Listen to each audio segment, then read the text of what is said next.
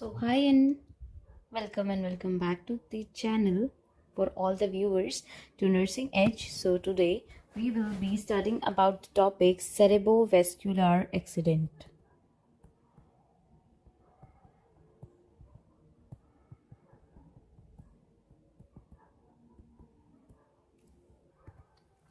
which is also known as stroke. So we will be dealing with the topic cerebrovascular accident, that is also known as stroke. So what is it? What are the types? What is the treatment? What is the symptom, risk factors, or the pathophysiology? What are the interventions that could be taken? We will be studying in this lecture.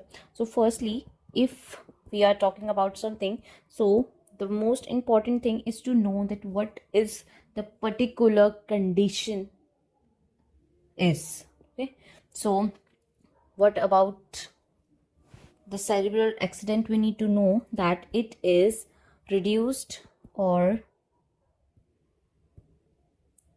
interrupted blood supply to the brain. So the cerebrovascular accident or stroke is reduced or interrupted blood supply to the brain, leading to O2 deprivation, and death of brain cells. So next we will be talking about the types of stroke.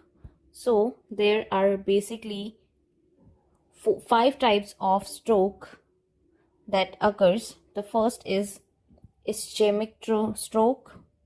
The second is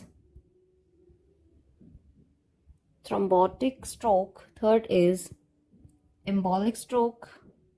Fourth is TIA, that is transient ischemic attack, and last is hemorrhaging stroke. So we will be discussing them. So first is your ischemic stroke. Ischemia means lack of O2. Okay, so in ischemic stroke, there is a blocked artery that leads to loss of O2 in the brain.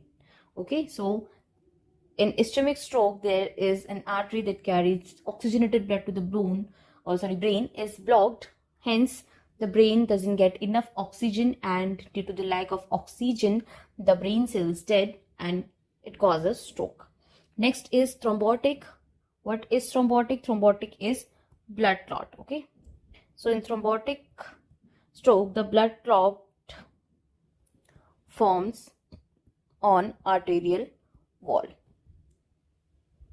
Okay, so in thrombotic stroke, blood clot is formed on the wall of the artery, and in embolic stroke, the blood clot is broken away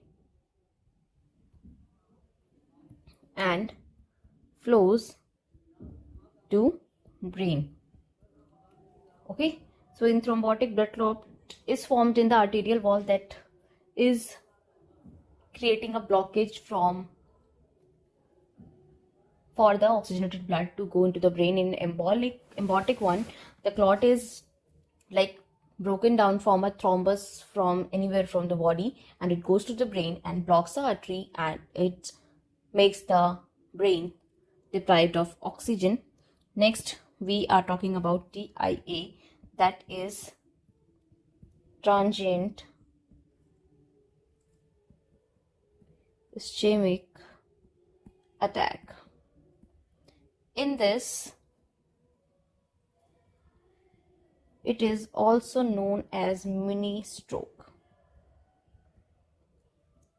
So in transient ischemic stroke, there is temporary decrease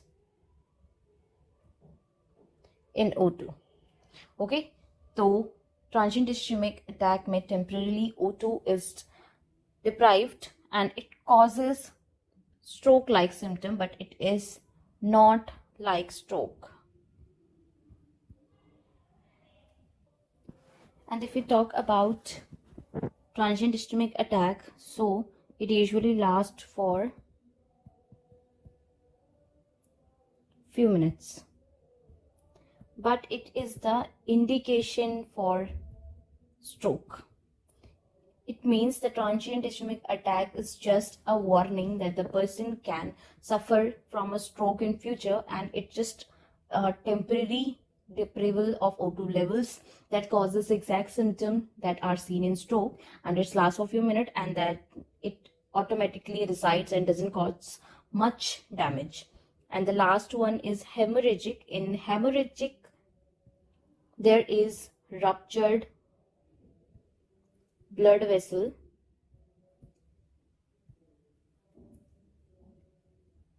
and there is blood loss. So due to which the blood is lost, heavy amount of blood is lost, and there is decreased circulation of blood to the brain. If the brain doesn't get the blood, automatically it will not get the O2, and if the brain is not getting the O2, then it is resulting into a stroke. So now we are discussing about sign and symptoms, that what are the signs and symptoms that can be seen in a stroke. So the first is, we are having a mnemonic for it. So the mnemonic is be fast.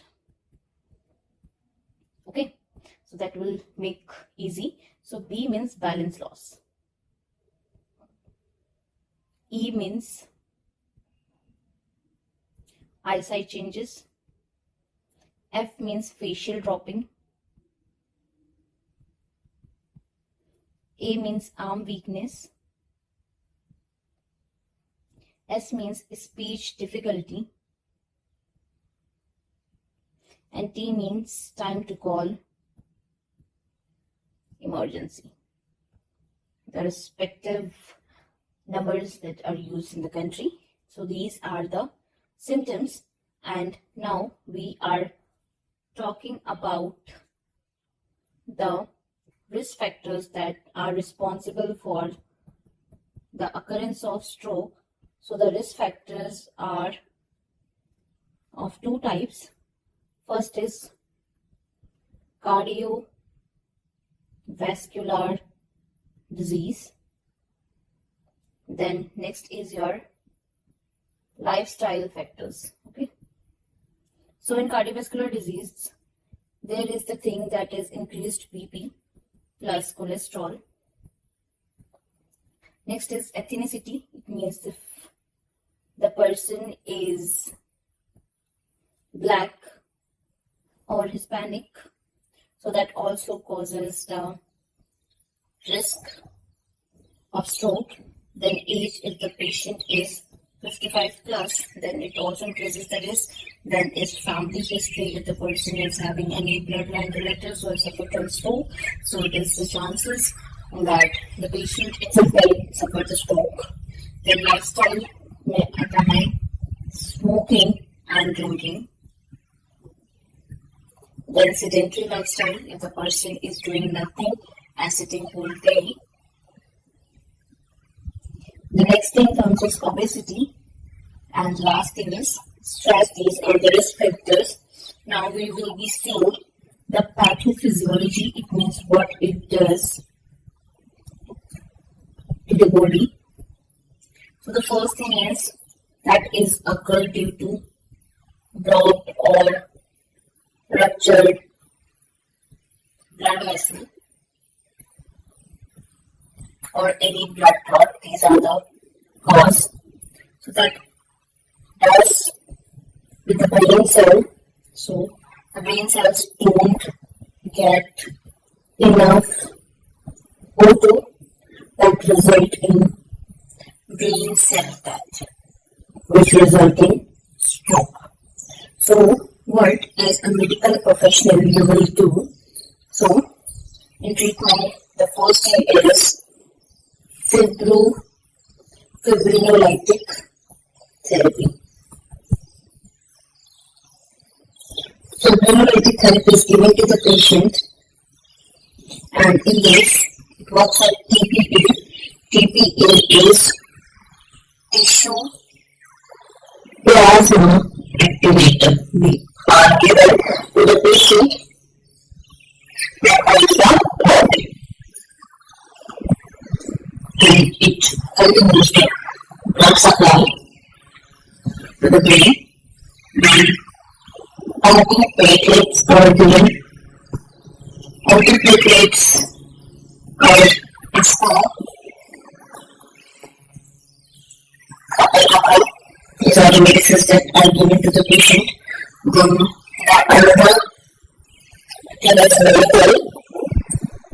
Medical is antidiuretic. It reduces the intracranial pressure by preventing osmotic diuresis.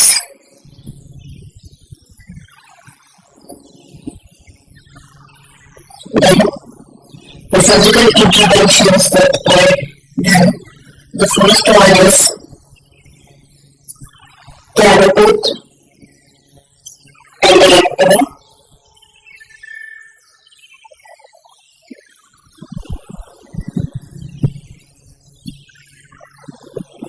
In this, the carotid artery is removed if there is any blockage on carotid artery when the method is used.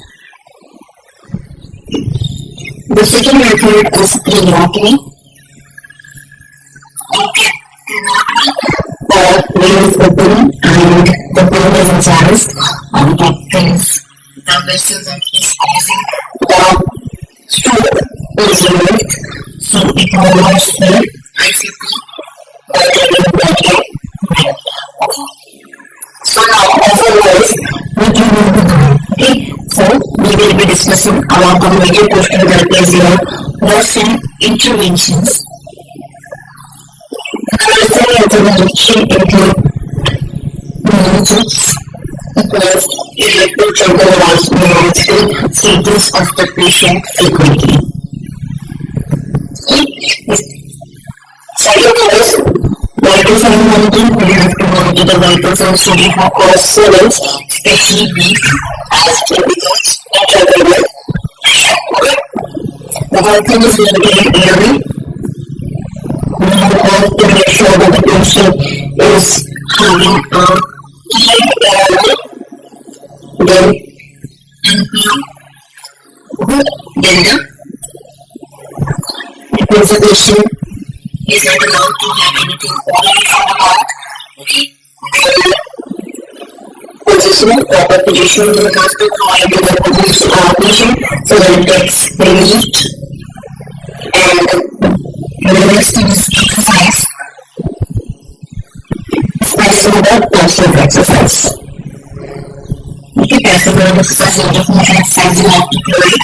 Then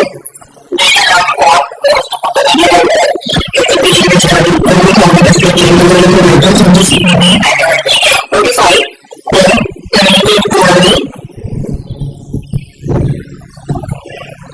And if you want to inform anything to the patient as well as family, you have to communicate in very clear and concise words and be patient, because you have to keep patient, you have to keep patience or taking the patient.